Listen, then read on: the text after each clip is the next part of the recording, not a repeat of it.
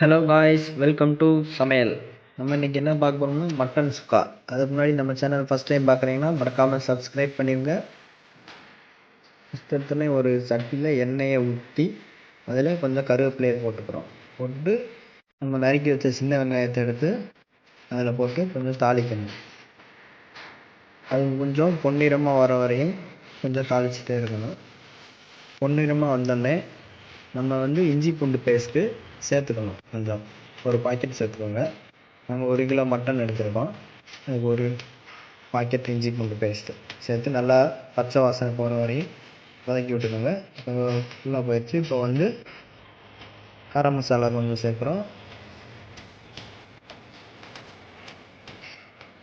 மல்லித்தூள், மிளகுத்தூள், அப்புறம் மிளகாப்பொடி 2 ஸ்பூன் மிளகாப்பொடி சேர்க்குறோம்.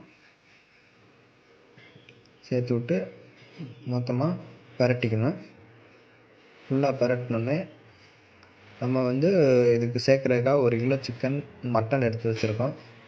மட்டனை வேக வச்சு குக்கரில் வேக வச்சு எடுத்துருக்கோம். எடுத்த மட்டனை இப்போ உள்ளே போட்டு கிண்டிக்கணும். தண்ணி ஃபுல்லாக ஊற்றிடக்கூடாது. நம்ம கறி வேக வச்ச தண்ணியவே கொஞ்சம் இதிலே ஊற்றிக்கணும். இது நல்லா கொஞ்சம் பரட்டி விட்டுட்டு இதை கொஞ்சம் மூடி வச்சிடணும். இந்த கறி நல்லா கொஞ்சம் வேகிற மாதிரி இருக்கட்டும். நல்லா பரட்டி விட்டுக்கோங்க. இப்போ கொஞ்சம் வெந்துட்டுருக்கு. இப்போது நல்லா பரட்டி விட்டுட்டு இதில் ஆல்ரெடி நாங்கள் மட்டனில் உப்பு சேர்த்துருக்கோம். நீங்களும் கொஞ்சம் பார்த்துட்டு உப்பு கொஞ்சம் சேர்த்துக்கோங்க. அப்புறம் மூடி வச்சுட்டு கொஞ்சம் நல்லா வேக விடுங்க. இப்போ பாருங்கள், இதில் கொஞ்சம் தண்ணி வற்றிருக்கு. கொஞ்சம் வற்றின தண்ணி இன்னும் கொஞ்சம் தண்ணியாக தான் இருக்குது. அது கொஞ்சம் வற்றினோடனே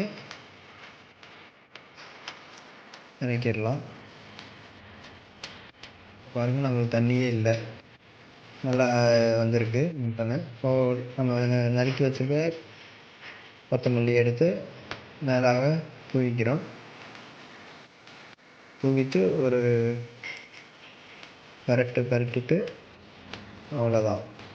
நம்ம தண்ணி வற்றுற வரையும் வச்சுட்டு எடுத்துடுவோம். அவ்வளோதான், மட்டன் நம்ம ஈஸியாக செஞ்சிடலாம். மட்டன் சுக்கா பாருங்கள், எவ்வளோ அருமையாக வந்திருக்கு. நீங்களும் மறக்காமல் வீட்டில் ட்ரை பண்ணி பாருங்கள். மறக்காமல் சப்ஸ்கிரைப் பண்ணிடுங்க நம்ம சேனலை.